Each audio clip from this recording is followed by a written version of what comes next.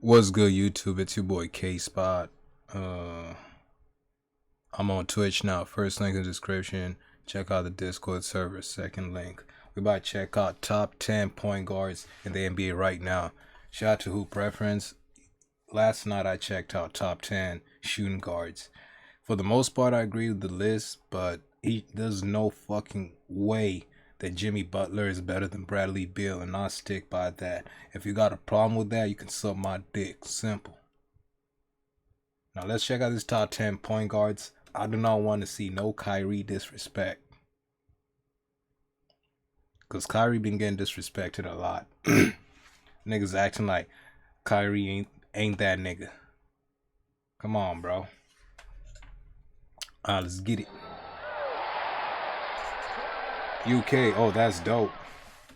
The last few days in the NBA world have been a whirlwind of craziness, as not only did the Try my NBA draft UK go down accent. a few days ago, but free agency officially opened up as well, and players have been signed You're moving mad. teams left You're and right. moving In the mad. midst of all of this, though, another important topic to discuss in the offseason that typically brings on plenty of debate and argument is the creation of lists ranking the players in order of how good they are right now. And starting today, that's exactly what I'll be releasing in my next few videos. I make these ranking videos twice a year, once in the off-season and once midway through the season, because I feel it's important to consistently take all the new information we have and use it to change our opinions as time goes on.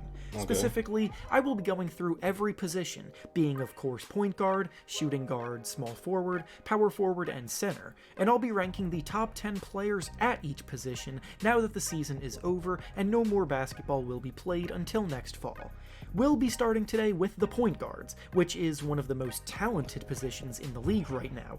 Before we start, though, it turns out about 60% of you watching right now aren't even subscribed to the channel. So please, if you enjoy all the y'all content, consider hitting the subscribe following the button, Twitch. as not only does it help out a ton, but I'd also It very does help much out a appreciate ton, it. Now, and with I'd that being appreciate it said, too. Let's begin.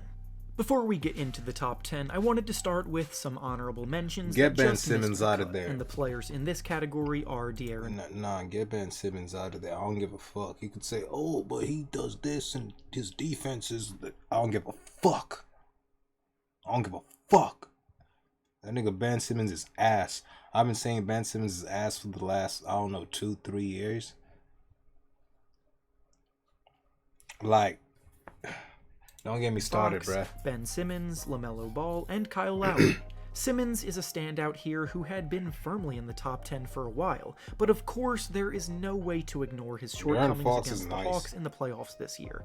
He still brings elite defensive impact and his passing and playmaking were still on display, but until he shows more assertiveness when it matters, this is where he'll remain.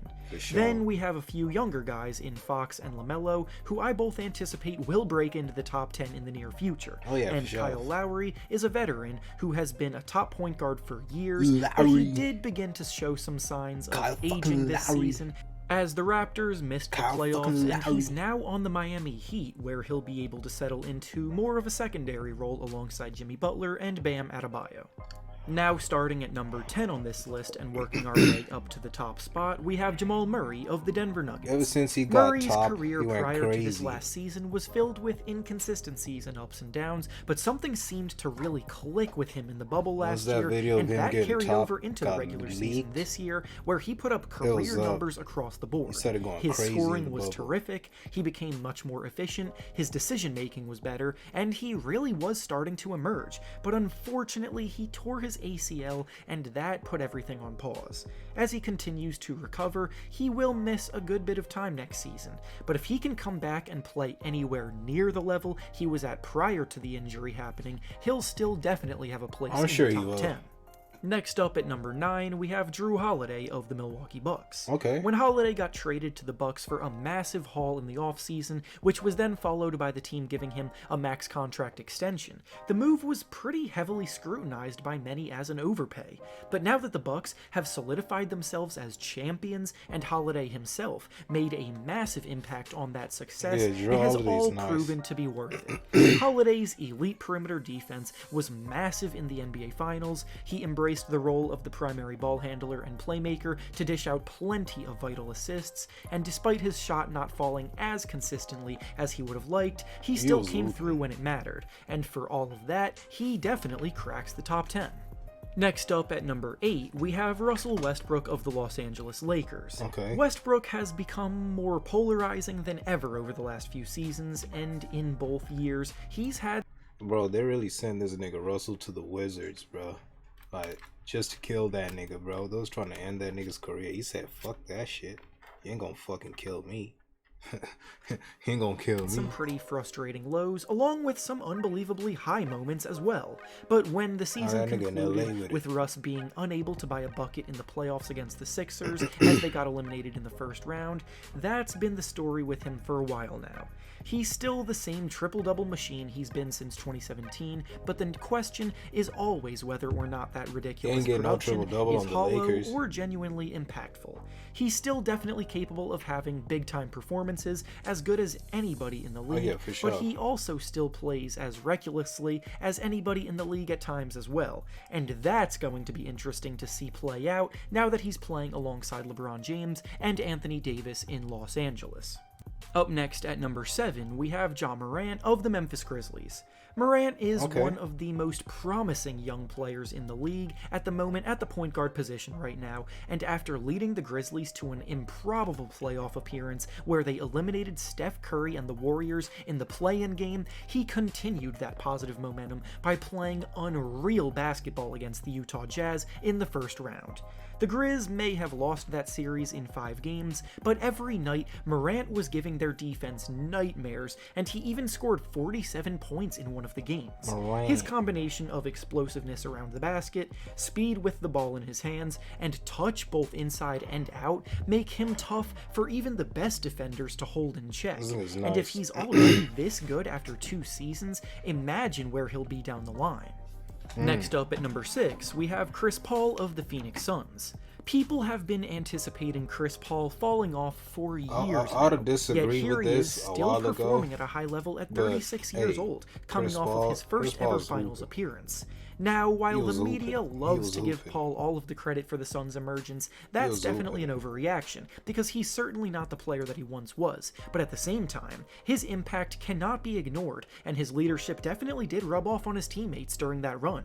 The point guard just re-signed a big extension with the Suns, and he still feels as though he's got plenty left in the tank. So despite coming up short in the finals this year, the Suns' window is definitely not closed with Paul back in town. Now starting off the top 5, we have Trae Young of the Atlanta Hawks.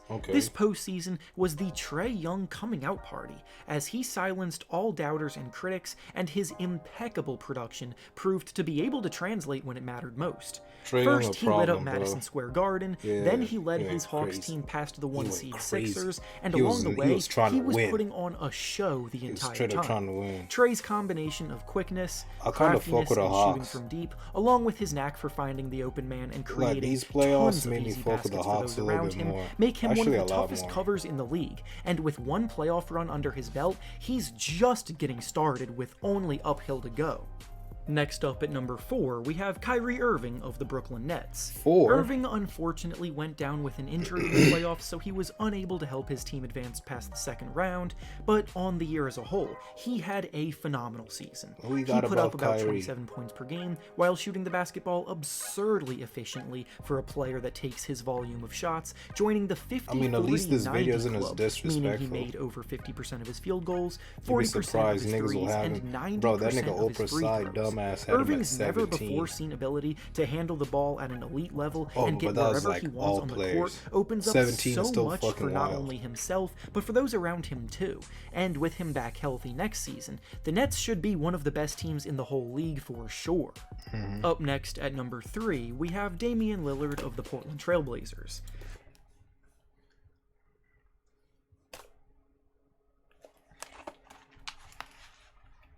Lillard has been the Dame face is of the not better Blazers than franchise Kyrie. for years now. I don't give a fuck. And despite his ability I'll to fuck heat with up in a Dame. He's moment's not better notice than Kyrie. and pile on basket after basket from literally anywhere, it wasn't enough in the playoffs. Without appropriate help from his supporting cast. He's been one of the most loyal players in the NBA his entire career, but with so much time left in the offseason, rumblings about a potential move haven't gone away, and he may eventually request a trade to try to compete for a ring. Next up at number 2 on this list, we have Luka Doncic of the Dallas Mavericks. Luka's growth is absolutely unbelievable for a 22-year-old, and his production and pure dominance is unlike any player we've seen this young. He did everything he could in the playoffs against the Clippers, nearly knocking them off, but unfortunately the Mavericks couldn't get the job done in the end. However, you'd be foolish to place the blame on Luka himself. The Mavs' #1 priority needs to be to get him a legitimate sidekick in order to take themselves to the next level of contention, because Luka himself is fully ready to go on that front, and we very well may be seeing the early stages of an all-time great here. And finally, at #1 on this list, we have Steph Curry of the Golden State Warriors. Curry has been atop this list for years now, and despite the Warriors having a disappointing season overall, Curry did everything he could individually to try to change that.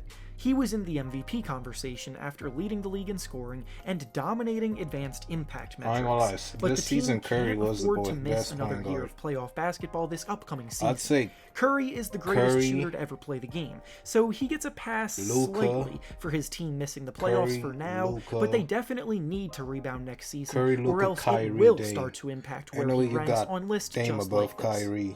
And with that being said, that's all I have for you today. Make sure to like the video, subscribe to the channel, and comment down. Kyrie's better than Dame.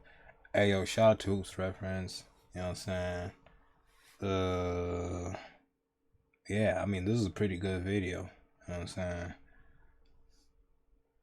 It's been your boy K-Spot. I'm on Twitch now. First link in the description. Check out the Discord server. It's fucking lit. Don't miss out. You know what I'm saying? And yeah, we out this bitch.